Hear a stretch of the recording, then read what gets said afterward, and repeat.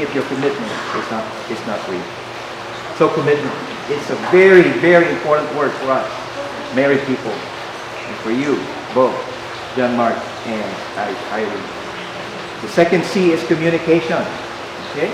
According to a U.S. magazine, there was a survey that was taken in 1995. The typical U.S. married couple spends 4 minutes a day in meaningful conversations with each other. And that is 0.3% of the hours in a day. And so if you add up all 7 days, you have spoken to each other only 28 minutes in a week. About the same amount of time you will listen to me today. Or maybe when I give my sermon on Sunday. Or about the same time as one watching a TV program. If that was true back then, it is even truer today. In his book, Love Life by Dr. Ed Reed, he gives these 3 simple hints for husband and wives about communicating effectively with each other. First, to Irene and to all the wives here present, and these are the practical suggestions. Number 1, never repeat to anyone else the things your husband tells you in private. Number 2, give your husband your total enthusiastic attention and listen with interest while he becomes more comfortable in expressing himself. Number 3, do not interrupt him or come to conclusions about what he is saying. And number 4, acknowledge that you understand even if you disagree, and repeat his thoughts and feelings back to him so that he is sure that you understand it. Don't let your disagreements sound like disapproval. For sure, there will be disagreements, but don't communicate it as a disapproval. And to John Mark and all the husbands around, he gives these 3 suggestions for communicating with their wives. Spend time together, alone, really listening to your wife because you want to understand her better. Of course, this means turning the TV off. Okay? Look at your wife and move close to her while you are talking. Plan times when you will be uninterrupted, and then give her the gift of your interested attention. And then number 4, pay attention to your wife when other people are around. This will mean more to her than you know. So important. This is important. Communication is key. And the last but not the least is consideration. You see, we need to honor, respect, and be considerate to each other. We need to treat each other in such a way that our love for each other is evident.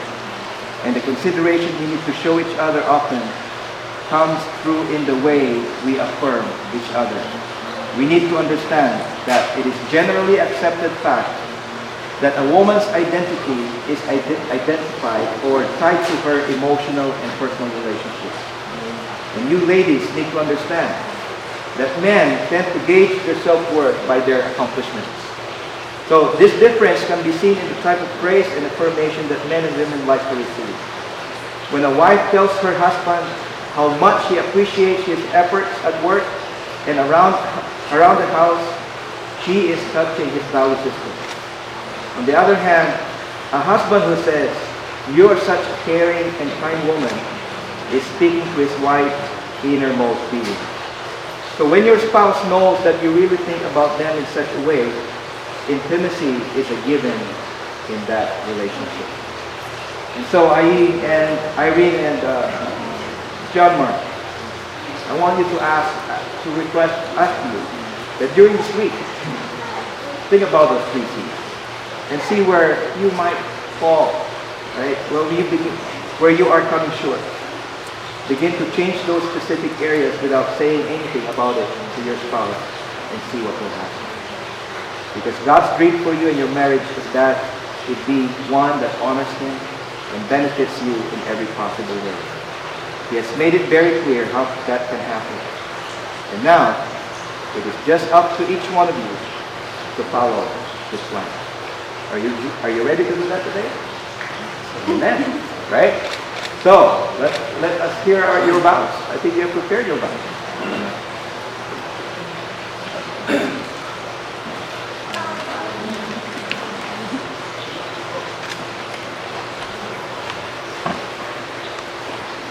With God as my witness, I, John Mark, take you, Irene, to be my wife, my partner in life, and my one true love. I promise with all my heart to love you when times are good and bad. Today, I'll give you all that I am and all that I have, just as I gave you my hand to hold today. I'll give you my heart, my faith, and my life. I love you, and I will always carry you in my forever.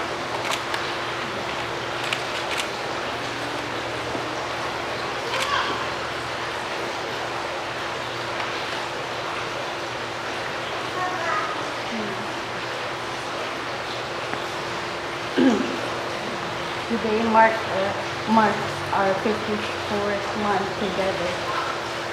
We are making our life more blessed because we are asking God to continue grace in our relationship, making it right. I'll be forever grateful that in spite of all the flaws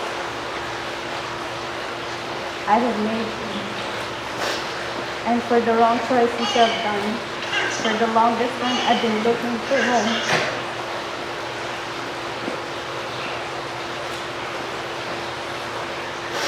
I saw the true meaning of happiness in you and your unselfish ways of loving me. And now I will never be lost because I found you, my home.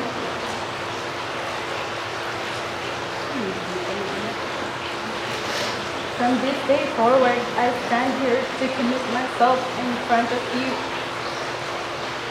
our family and friends. And Lord, the promises I plan to keep for the rest of my life. John Mark, I promise to do this life with you forever. I promise to respect you as my husband, my best friend, and the head of our family. I promise to listen and try to understand you in the stream of our love. I promise to be your confidant every time you want to burst out and vent out when you feel down and frustrated. I promise I will never get tired of tasting your dish even if I'm bloated. I promise to laugh with you through the greatest times and cry you on the bad. I promise to be the best wife to you and will find every little things in our home that your two eyes can't find. I promise to be the best nanay to Gio and Zoe and many more because I know we have the best tatay. I really take you, John Mark, to be my husband, to heaven to hold, from this day forward, for better or for worse, for richer and poorer, in sickness and in health, to love, to cherish you, till that do us part. I love you so much, from the bottom of my Batanggenyo heart.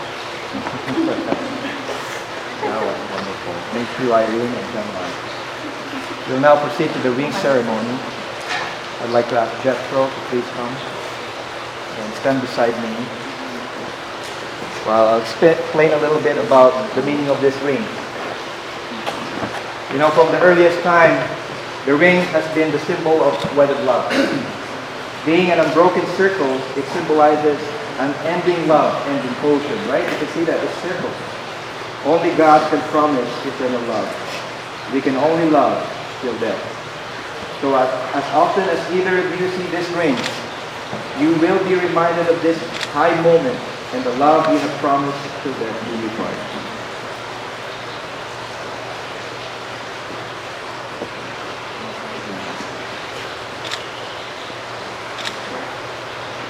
John Mark, repeat after me.